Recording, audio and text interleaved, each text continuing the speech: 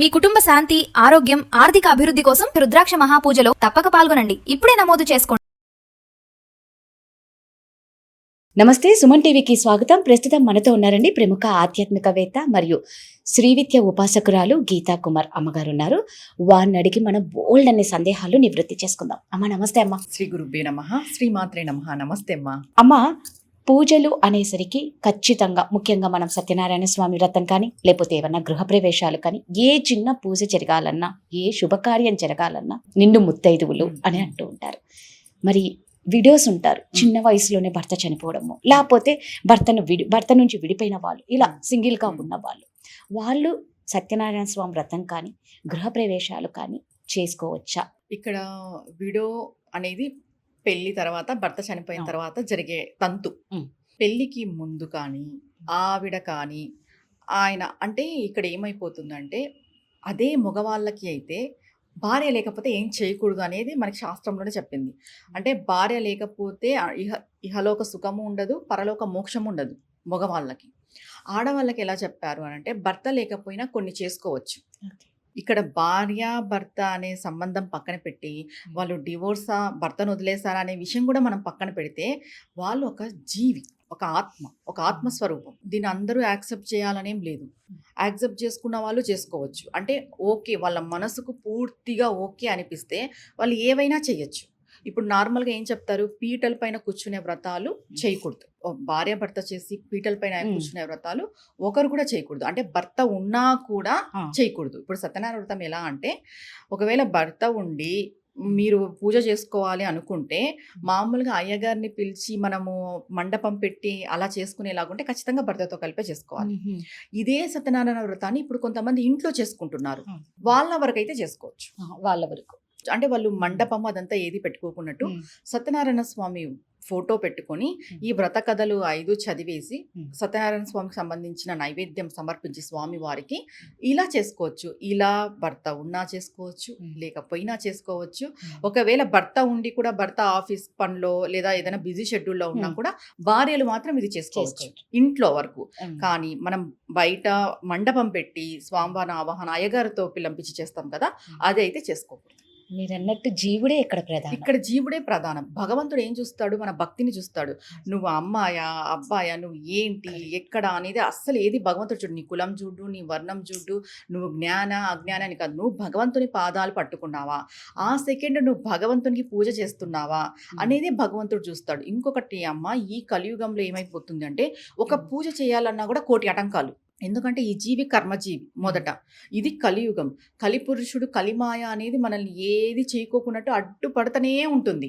మనం మంచి మార్గంలో వెళ్ళాలని ఈ వాళ్ళకి ఈ సెకండ్ మనం డిసైడ్ అయినా మనకో మనకి ఏదో ఒక ఆటంకం, మనకి ఏదైనా చెడు జరగడము. అప్పుడు ఏమనిపిస్తుంది అంటే, మనం ఇది చేయాలనుకున్నాము, వెంటనే మనకి ఇది జరిగింది, ఇది మంచిది కాదేమో, మంచి మార్గాన్ని కూడా మంచిది కాదేమో అనిపించేలాగా కలిమాయ ఉంటుంది. అంత మాయ కమ్మిస్తాడు ఆయన. అంటే ఇది మాయ కూడా మామూలుగా మా విద్యపరంగా చెప్తే అమ్మవారే కలిగిస్తుంది అంటారు. అమ్మవారి యొక్క మాయ అంటే మామూలుగా విష్ణు మాయ విలాసం అంటాము. అంటే విష్ణు ఒక మాయ ఎలా ఉంటుంది అంటే, ఏది నిజమో అది నిజం ఉండదు, అలా ఉంటుంది విష్ణు మాయ. ఇప్పుడు నేను ఇందాక చెప్పాను కదా ఒక ఎగ్జాంపుల్, ఈరోజు ఒక పూజ చేయాలనుకున్నాం, లేదు టుమారో ఒక పూజ చేయాలనుకున్నాం, ఈరోజు ఇంట్లో ఇష్యూ అయిపోతుంది. అరే మేము టుమారో పూజ చేయాలనుకున్నాం, ఈరోజు మా ఇంట్లో ఇంత పెద్ద గొడవ అయింది, ఆ పూజ చేసుకోకూడదని గొడవ అయిందేమో, ఇలా మైండ్ సెట్తో ఆలోచించే వాళ్ళే ఎక్కువ ఉన్నారు. అది ఏమైపోతుందంటే, టుమారోకి నువ్వు ఒక మంచి పని చేయాలని డిసైడ్ అయినావు, ఆ మంచి పనికి ముందుగానే నీకు అడ్డు వస్తుంది. కానీ ఎవరికైనా అలా జరిగితే ఫస్ట్ తెలుసుకోవాల్సిన విషయం ఏంటి, మేము మంచి చేయాలని అనుకున్నాం కాబట్టి మాకు కలిపురుషుడు ఒక మాయ కమ్మేసి మాకు ఈ చెడు జరిగింది, మేము మంచి మార్గమే ఎన్నుకున్నాము, మేము మంచిగానే వెళ్ళాలనుకుంటున్నాం, దాన్ని పోస్ట్పోన్ చేయొద్దు. ఎన్నైనా రాని పూజా కార్యక్రమము, సేవా కార్యక్రమం అనేది ఎవ్వరు కూడా పోస్ట్పోన్ చేయొద్దు. మీకు ఏదైనా దానికి ముందు ఏదైనా ఇబ్బంది వచ్చినా, ఆటంకం వచ్చినా కూడా, భగవంతుడా నేను నీ పైన భారం వేసినాను, ఇది ఇవాళకి ఇది జరిగింది, ఇది ఎందుకు జరిగిందో నీకే తెలుసు, నీకే వదిలేస్తాను, కానీ నేనైతే రేపు ఆ కార్యం చేయాలి, అది ఏ ఆటంకం లేకున్నట్లు జరగనివ్వు అని మనం భగవంతుడికి ఒక నమస్కారం చేసుకోవాలి. ఇక్కడ ఏంటంటే, మామూలుగా మన వాడుక భాషలో చెప్పాలంటే పాజిటివ్ ఎనర్జీ, నెగిటివ్ ఎనర్జీ అంటారు కదా. ఈ నెగిటివ్ ఎనర్జీ అనేది పాజిటివ్ వైపు పోనీదు మనల్ని. ఇంకా మా ఆధ్యాత్మిక మార్గంలో చెప్పాలంటే దైవశక్తి, దుష్టశక్తి. అవును. మంచి కర్మ, చెడు కర్మ. నువ్వు మంచి కర్మ చేయాలన్నప్పుడు ఖచ్చితంగా చెడు కర్మ అడ్డుపడుతుంది. ఎందుకంటే ఒక జీవి పుట్టినాడు అంటే పాప పుణ్యాలతోనే పుట్టింటాడు. నువ్వు మంచిగా మారే టైం వచ్చింది అంటే దానికి ముందు ఖచ్చితంగా చెడు ఉంటుంది. ఇది గ్యారంటీగా జరుగుతుంది. చాలా మంది జీవితాల్లో ఇది ఎక్స్పీరియన్స్ కూడా చేసింటారు. రేపు ఏదైనా ఒక పూజ పెట్టుకున్నప్పుడు ఈ రోజు ఇంట్లో నిజం. గొడవ అనేది. నిజమే అండి. మీరు చెప్పినట్లు ఏదో ఒక రూపంలో మాయ వచ్చి అడ్డుకుంటది. కొంతమంది ఇళ్లలో ఉన్నట్టుండి అసలు ఆ డేట్ కాకపోయినా వాళ్ళు ఆ టైంలో పీరియడ్ అయిపోతారు. ఈ మెన్సెస్ సైకిల్ అనేది వచ్చింది అంటే కంప్లీట్ గా వాళ్ళు పూజ చేసుకోలేరు. ఏదైనా ఒక ఇష్యూ, ఒక గొడవ నిజమే. జరిగినా టుమారోకి ఏదో ఒకటి కొంచెం కరెక్ట్. పూజ చేసుకోవడం అది జరుగుతుంది. ఎప్పుడైతే ఈ మెన్సెస్ ప్రాబ్లం వస్తే కంప్లీట్ గా పూజ ఆగిపోతుంది. కానీ అలా ఆగిపోయిన వాళ్ళు డిసప్పాయింట్ అవ్వద్దు. కొంతమంది చాలా మంది చాలా అబ్బో, డిసప్పాయింట్ అవును. అవుతారు, ఏడ్చేస్తారు కూడా. అవును. అవును. నేను చూసాను చాలా మందిని. ఆ టైంకి మీ కర్మ చాలా బలహీనంగా ఉందని అర్థం చేసుకోండి. ఎవరైనా సరే మనకు మనమే మోటివేషన్ చేసుకోవాలి. ఎందుకంటారా, ఇది కలియుగం. మాయ ఎప్పటికప్పుడు మాయ అనే వలలు మన పైన పడుతూనే ఉంటాయి. అరే నేను ఈ పూజ చేయకూడదని భగవంతుడు ఆపేశాడేమో, ఎందుకు దేవుడు ఇలా చేశాడు. ఇంకా కొంతమంది ఎలా ఫీల్ అవుతారంటే నేను దేవుని పూజకి అర్హులు కాదా కాదు. అనేలాగా కూడా వాళ్ళకి వాళ్ళే డిసైడ్ అయ్యి వాళ్ళకి వాళ్ళే దూరం ఉంటారు. భగవంతుడి దగ్గర అందరూ ఒక్కటే, అందరూ సమానమే, అందరూ అర్హులే. భగవంతుడు అది చూడడు. ప్రతి ఒక్కరు కూడా ఇది గుర్తు పెట్టుకొని అలా ఏదైనా ప్రాబ్లం వచ్చినప్పుడు ఆ నెక్స్ట్ ఒక 1 వీక్ ఆగి చూసుకొని మీరు కంపల్సరీ ప్లాన్ చేసుకోండి. ఆ టైం కూడా అలానే వచ్చింది అనుకుంటే, ఒకవేళ అలానే జరిగింది అనుకున్నప్పుడు దానికి ముందు మనం ఫస్ట్ ఏం చేయాలంటే విఘ్నేశ్వరుణ్ణి ఖచ్చితంగా మనం ప్రాధాయపడాలి. పూజ కాదు ఇక్కడ చేయాల్సింది, ప్రాధాయపడ. ఎందుకంటే ఒక పూజ మనం ఆరంభించేటప్పుడు ఏ విఘ్నాలు లేకున్నట్టు చేసే స్వామి విఘ్నేశ్వరుడు. అలాంటప్పుడు ఏం కోరుకోవాలి, స్వామి మేము ఈ పూజ చేసుకోవాలనుకుంటున్నాం కానీ 1 or 2 times మాకు ఇలా ఇబ్బంది కలిగింది, ఎందుకో ఏమో మాకు తెలీదు, కానీ నెక్స్ట్ అయితే ఏ ఇబ్బంది కలుక్కోకున్నట్టు నువ్వు దగ్గరుండి మాకు ఈ పూజ చేయించాలి. ఎందుకంటే విఘ్నేశ్వరుడు అందరికి దగ్గరుండి పెళ్లిళ్ళు చేస్తాడు, పూజలు చేస్తాడు. కాబట్టి నువ్వు దగ్గరుండి మాకు ఈ పూజ చేయించేలాగా చేసే బాధ్యత నీదే స్వామి అని ఆ రోజుకి ఒక బెల్లం ముక్క ఆయనకు సమర్పించి, గరిక ఉంటే గరిక సమర్పించి ఫస్ట్ ఆయనకు మొక్కొని తర్వాత మీరు ప్లాన్ చేసుకోండి. ఖచ్చితంగా జరుగుతుంది, డామ్ షూర్గా. ఇది జరగదు అనడానికి అయితే లేదు. మామూలుగా మనం ఏదైనా పుణ్యక్షేత్రాలకి వెళ్ళాలనుకున్నా కూడా కొంతమందికి వెళ్ళలేరు, చాలా ఏళ్ళ నుండి అనుకుంటుంటారు, ఏదో ఒక రూపంలో ఆగిపోతారు. అలాంటి వాళ్ళు ఏం చేయాలి, మనం అక్కడున్న పుణ్యక్షేత్రాలలో ఉన్న కాలభైరవుడు ఉంటారు కదా, ఆ భైరవుడికి మొక్కాలి. ఎందుకంటే ఆ క్షేత్రానికి అంత క్షేత్ర పాలకుడు కదా. ఎవరైనా ఒక పుణ్యక్షేత్రంలో అడుగు పెడుతున్నారు అంటే ఆయన పర్మిషన్ ఇస్తేనే పెట్టగలరు. పుణ్యక్షేత్రాలకు వెళ్ళాలనుకున్న మెన్సెస్ రావడము, ఏదన్నా ఆరోగ్యరీత్యా సమస్య రావడము, ఏదో ఒకటి జరుగుతుంది. అలాంటి వాళ్ళు కూడా విఘ్నేశ్వరునికి ఒక దండం పెట్టుకుని క్షేత్ర పాలకునికి ఖచ్చితంగా శరణ్ వేడాలి. మేము ఇలా ఒక పుణ్యక్షేత్రానికి రావాలనుకుంటున్నాము తండ్రి భైరవ, మాకు పర్మిషన్ ఇవ్వు, మాకు అనుమతి ఇవ్వు, ఆ క్షేత్రంలో అడుగు పెట్టే భాగ్యం మాకు ఇవ్వు అని ఖచ్చితంగా భైరవుడు యొక్క అనుమతి, పర్మిషన్ మనం తీసుకుంటే ఆయన శీఘ్రంగా 3 నెలలు 6 నెలల్లోనే మనకి అనుమతిస్తాడు. అమ్మ మీరు చెప్తుంటే నాకు అదే అనిపించింది. అంటే భగవంతుడు ఎవరి చేత చేయించుకోవాలి అని అనిపిస్తే వాళ్ళ చేత ఖచ్చితంగా చేయించుకుంటారేమో. ఇప్పుడు ఒక వీడియో, ఒక వ్రతం చెయ్యొచ్చు అన్నా కూడా భగవంతుడే తన చేత చేయిస్తున్నారు కదమ్మా. ఏదైనా కూడా భగవంతుడే చేయిస్తున్నాడమ్మా. ఇక్కడ అందరూ గుర్తు పెట్టుకోవాల్సిన విషయం ఏంటంటే వీడో అని మనం వాళ్ళని కించపరచొద్దు. వాళ్ళు కూడా మనలాంటి మనుషులే. ఇంకొకటి, ఇదే విషయానికి ఆ అమ్మవారు ధూమవతి అవతారమే తీసుకుంది.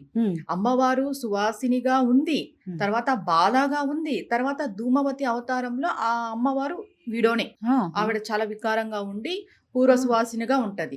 అమ్మవారే ఒక అవతారాన్ని స్వీకరించింది అని అంటే వీడియోలో కూడా మనం ధూమవతి అమ్మవారిని చూసుకోవాలి, వాళ్ళని రెస్పెక్ట్ చేయాలి. ఒకటండి, మనం ఇంత అప్డేట్ అయ్యాము, మనిషిలో భగవంతుని చూసే అంత అప్డేట్ కాలేదు. మనిషిలో మానవత్వం నశించిపోయింది. నువ్వు ఏం చెప్తాం, పొద్దున్న లేసినప్పుడు నుండి ప్రతి ఒక్కరిలోని భగవంతుని చూడాలి, ప్రతి ఒక్కరిలోని భగవంతుని చూడాలంటే వీడియో వస్తేనే నువ్వు వీడియో అనేస్తున్నావు, నువ్వు పక్క నుండి అనేస్తున్నావు. వాళ్ళలో కూడా భగవంతుడు ఉండడా? పొద్దున్నే చూడకూడదంటారు వాళ్ళ మొహాలు. అసలు ఇవన్నీ ట్రాష్ చెప్పాలంటే నమ్మద్దు. ఎందుకంటే వాళ్ళు మనుషులే, వాళ్ళకి మనసు ఉంటుంది. ఇంకొకటి, వాళ్ళల్లో కూడా పరదేవత ఉంటుంది, పరమాత్మ ఉంటాడు. ప్రతి ఆత్మ పరమాత్మ స్వరూపమైనప్పుడు వాళ్ళు వేరే ఎలా అవుతారు? నిజమే. ఇప్పుడు వాళ్ళని ఇబ్బంది పెట్టడము, వాళ్ళని కించపరిచేలాగా చేయడం ద్వారా ఆల్రెడీ వాళ్ళ మనసు నొప్పిస్తుంది. మనం ఏం చెప్తాం, ప్రతి మనసులోనూ పరమాత్మ దాగి ఉంటాడు, పరదేవత దాగి ఉంటుంది అని చెప్తాం. వాళ్ళల్లో ఉన్న పరమాత్మ పరదేవత బాధపడరా? నిజమే కదా. అంటే మనం బాధపడితేనే భగవంతుడు చూస్తాడు. వాళ్ళు బాధపడితే భగవంతుడు చూడడా? ఒకటమ్మా, ఆల్రెడీ వాళ్ళు భర్త పోయి చాలా ఇబ్బంది పడుతుంటారు. వాళ్ళకి ఒక సపోర్ట్ ఉండదు. వాళ్ళు బయటకి చెప్పుకోలేరు. వాళ్ళు ఎన్నో చెప్పుకోలేని బాధలు అనుభవిస్తుంటారు. అయితే మనం సపోర్ట్ చేయాలి. మనం ఉన్నాము, ధైర్యం ఇవ్వాలి, ఉన్నాము అని. అంతే తప్ప కించపరిచేలాగా ఉండకూడదు. ఎందుకంటే ఆల్రెడీ వాళ్ళు ఎంతో మదనపడి ఒక తోడు పోయిందంటే ఎలా ఉంటుంది చెప్పు? నిజమమ్మా. భార్యాభర్త అంటే అర్ధనారీశ్వరంతో అంతే సమానం. సమానం. వాళ్ళ సగం లేదు, వెళ్ళిపోయింది అంటే వాళ్ళు ఎలా లైఫ్ లీడ్ చేస్తుంటారు? ఆల్రెడీ వాళ్ళ ప్రాణం సుఖం పోయినట్లు పోయినట్టే. అనిపించేస్తారు. వాళ్ళు మిగిలిన ఉన్నారంటే ప్రాణం వీళ్ళు ఉన్నారు. చంపేస్తారు. వీళ్ళు చంపేస్తారు.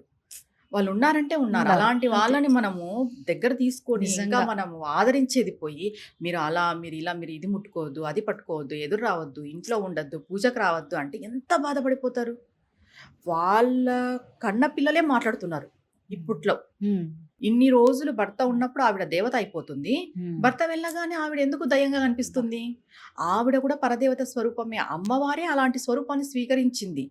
అమ్మవారే అలాంటి స్వరూపాన్ని స్వీకరించినప్పుడు సాధారణ అది. మనుషులు మనం ఎంత? మనం ఎంత నిజమే. ఇది ప్రతి ఒక్కరు గుర్తుపెట్టుకోవాలి. ఎవరిని హర్ట్ చేయొద్దు. కరెక్ట్. హర్ట్ చేసినారు అని అంటే అది రిటర్న్ మనకి, అంటే కర్మ ఇస్ బూమ్రాంగ్ అంటాం కదా, అది మనం 10% చేస్తే 1000% వస్తుంది బాధ. మంచి అనేది 10% చేస్తే 100% వస్తుంది. కానీ బాధ బాధ, మాత్రం. చెడు, ఒకరిని మనం ఇబ్బంది పెట్టినాము అంటే అది 1000% అనుభవించేకి రెడీగా ఉండాలి. దాంట్లో మనం కాంప్రమైజ్ అయినా కర్మ కర్మ కాంప్రమైజ్ కాదు. కాంప్రమైజ్ అవ్వదు. ఇది ఖచ్చితంగా గుర్తుపెట్టుకోవాలి. నిజంగా అండి. అందుకే అంటారమ్మా, దేవుడు వరం ఇచ్చినా పూజారి వరం ఇవ్వడు అని. భగవంతుడు ఏమి అన్నారు? ఈ చుట్టూ ఉన్న మనుషులు ఇంట్లో వాళ్ళే పాపం రాబందుల్లా పిక్క తింటూ మనకి ఉంటారు. మనం అన్ని క్రియేట్ అది చేస్తున్నాం. అంతే. ఎవరికి వాళ్ళు బార్డర్స్ ఆ, క్రియేట్ చేసుకొని అది. నువ్వు ఇలా, నేను ఇలా, అంతే. నీది కులం, నాదా మతం, అది. నాది ఇలా, Correct. భగవంతుడు అందరూ ఒకటే అన్నాడు. ఉమ్. జీవి అంతా ఒకటే. Hmm. కానీ ఇక్కడ ఒకరినొకరిని యాక్సెప్ట్ చేసే పద్ధతిలో లేం మనము. Yes. నువ్వు ఒకరిని యాక్సెప్ట్ చేయలేని సిచ్యువేషన్ లో ఉండి నువ్వు పోయి ఆడ గంటలు గంటలు దేవుడి ముందర కూర్చొని పూజ చేసినా నో యూజ్. నువ్వు ఇక్కడ అందరినీ యాక్సెప్ట్ చేసి అందరిలోనూ భగవంతుని చూసే గుణం నీకు వచ్చిందంటే నువ్వు ఎటువంటి పూజలు చేయకపోయినా కూడా పర్వాలేదు. పర్వాలేదు. భగవంతుడు నిన్ను యాక్సెప్ట్ చేస్తాడు. నీకు ఏమేం కావాలో అవన్నీ సిచ్యువేషన్స్, పరిస్థితులు తయారు చేసి పెట్టేస్తాడు. నిజమే. నిజమే అమ్మా. మనం Correct. గంటల కొద్దీ పూజ చేస్తాము, బయటకు వచ్చిన వెంటనే ఒకరిని దూషిస్తాము. ఏం నిజంగా అమ్మ ప్రయోజనం? చెప్పింది కరెక్ట్. అందుకే మేము ఈ టాపిక్ గురించి ఇంకో వీడియో కూడా తీస్తాము. ధన్యవాదాలమ్మా. నమస్తే అమ్మా.